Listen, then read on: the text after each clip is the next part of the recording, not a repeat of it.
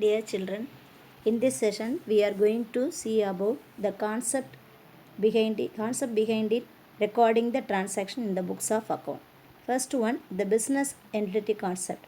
According to this concept, the business is separate. According to this concept, the business is separate from the owners. Business separate from the owners. Even though such business is created by the owner, even though the capital contributed by the owner, we should treat that the business is different from the owners. So that is, the business is one person, and on the capital contributed by the owner is considered as the another person. Can you understand? அதாவது according to this business entry கான்செப்டை பொறுத்த வரைக்கும், according த கான்செப்டை பொறுத்த வரைக்கும் business வேறு, owner வேறு அப்படின்னு நம்ம என்ன செஞ்சுக்கணும்? we should consider that.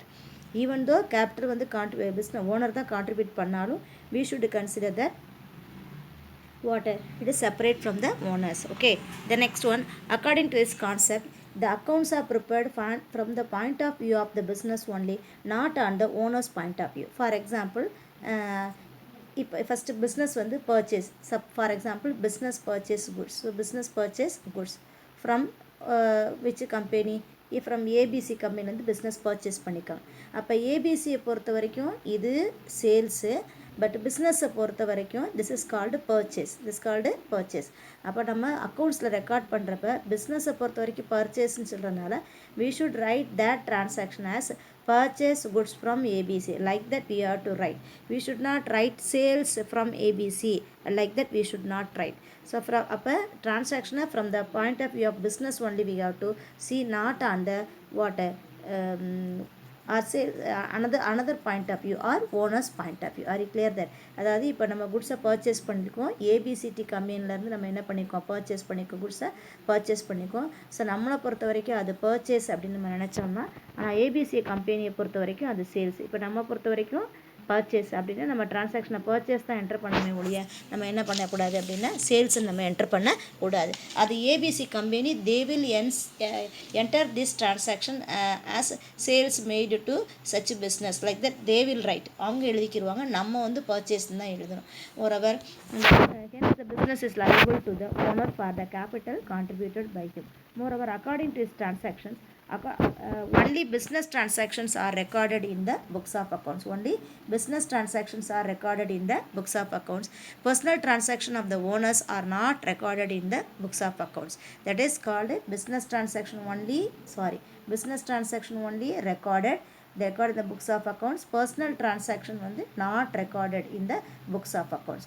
For example, இந்த ஓனர் வந்து கான் டு த டூர் போயிருக்காரு. பட் அப்போ கான் டு த டூர்னா such event or suppose the owner in owner's house some function takes place for that he met some எக்ஸ்பென்சஸ்னா such expenses should not recorded in the books of accounts because this is called as personal transaction.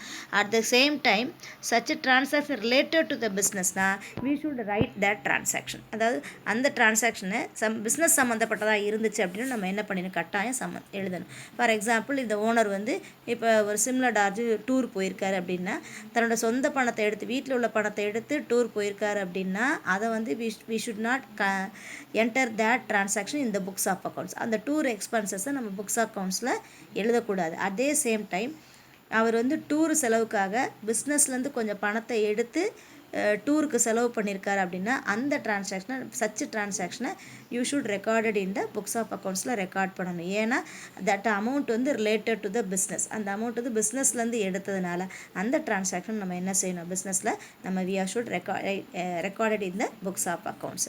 C, capital contributed by the owners or cash withdrawn from the business வந்து withdrawn பண்ணுறாது for the personal யூஸுக்காக எடுத்திருந்தாரு அப்படின்னா it must be recorded in the books of accounts. So இதுலேருந்து என்ன தெரியுது? Implies that business itself owns assets and own liable. அப்போ பிஸ்னஸ்க்கு தான் அங்கே என்னவா இருக்குது? Business has the right to own the asset. அந்த அசட்டுக்கு சொந்தக்காரவங்க யாருன்னா பிஸ்னஸ் தான் சொல்லணும். அதே மாதிரி அந்த பிஸ்னஸில் உள்ள லைபிலிட்டிக்கு யார் தான் பே பண்ணணும் அப்படின்னா business has to pay. Are you clear that? S.